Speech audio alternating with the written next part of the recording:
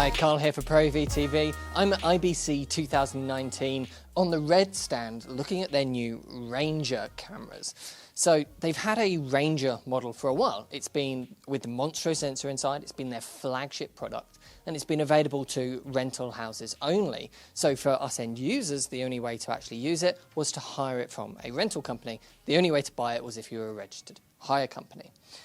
But it meant that the camera itself was an all-in-one solution, which is very different from the way things usually work with Red. With Red, it's a modular system. It always has been. You build the camera from the ground up, depending on what your needs are. And so with the Ranger, it's an all-in-one solution.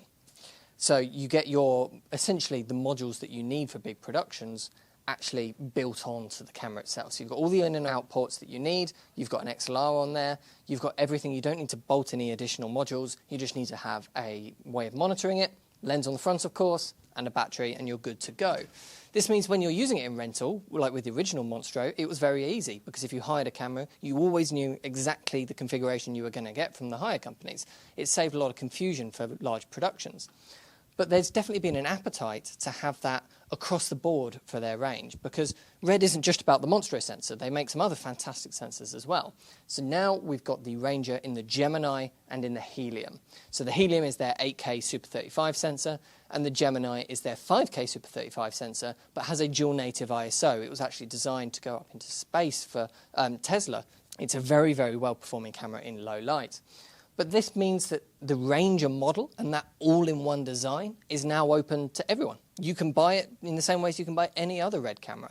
So you can choose now when you want to buy a Red, effectively, do you want that modular direction or do you want an all-in-one solution? Which one's right for you? Which one's right for your work? Which one's right for your productions?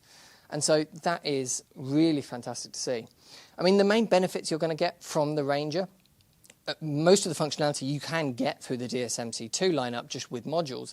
The big difference is, of course, that it's all-in-one and built, but it has some big cooling fans on the top as well. So the Ranger is actually better than the DSMC2 lineup will ever be at thermal consumption.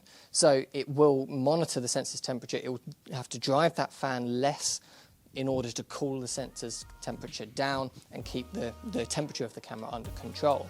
For the most part, though, it's the same as business as usual for Red, but in this different all-in-one body. So if you want any more information about the Red Ranger, just head over to proav.co.uk, and I'll see you in the next one.